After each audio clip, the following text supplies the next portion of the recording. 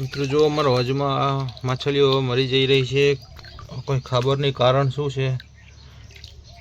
જો અમારા કેટલો મસ્ત નર માછલો હતો, એક એક કરીને બધા માછલીઓ આ રીતની મરી જઈ રહી છે।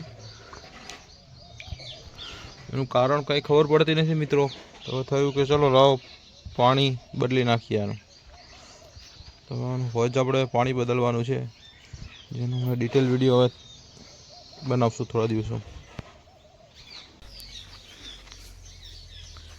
મિત્રો અમારા હોજમાં માછલીઓ મરી જઈ રહી છે, એનું કારણ ખબર પડતું નથી। હવે મને એવું લાગે છે કે અંદર એક મોટો દેડકો છે, હોઈ શકે તો કદાચ તમને દેખાય તો દેખાડવાની કોશિશ કરું। જો મિત્રો આ રહ્યો,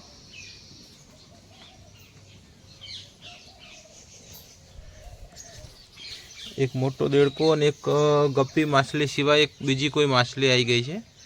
એ ખબર નહીં કેનાલના પાણીમાંથી આવી હોય કે એ તમને દેખાશે નહીં।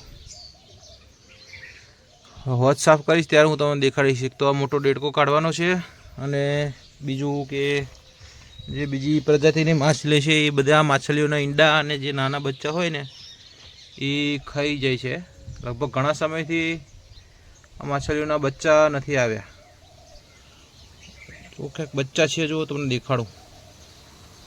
હા જુઓ મિત્રો, આ નાનું બચ્ચું જાય રહ્યું। તો આપણે હોજ વિસરી નાખવો છે મિત્રો। ઘણી બધી માછલીઓ મરી જઈ રહી છે, કારણ કે અમારી એટલે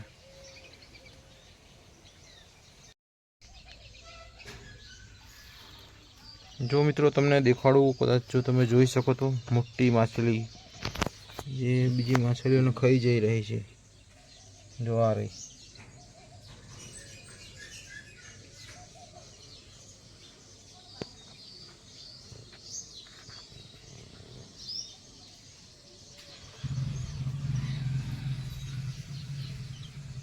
બધી નાની છે અને આ મોટી છે। એક આ માછલી અને દેડકો એ બંને થઈને બધા નાની માછલીઓ અમારી ખાઈ જઈ રહી છે।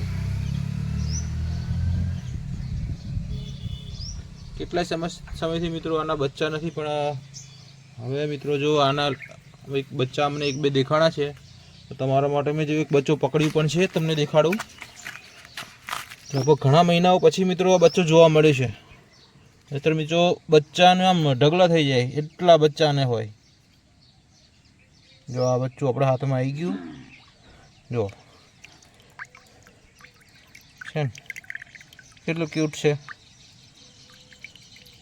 બેબી ફિશ ગમી હોય તો લાઈક કોમેન્ટ જરૂરથી કરજો, અને જો મારી ચેનલ પર નવા હોય તો ચેનલને સબસ્ક્રાઈબ જરૂરથી કરી લેજો મિત્રો। આ બચ્ચાને ફક્ત તમને દેખાડવા માટે જ મેં આમાં મૂકી કીધું। ચલો હવે આને આપણે પાછા એના મમ્મી પપ્પા જોડે મૂકી દઈએ।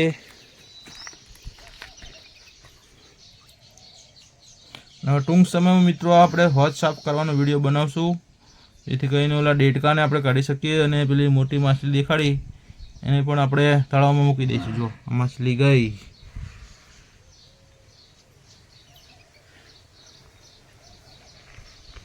તો કેવો લાગ્યો મિત્રો આજનો વિડીયો, કોમેન્ટમાં જરૂરથી જણાવજો। જય માતાજી, બાય બાય, ટાટા।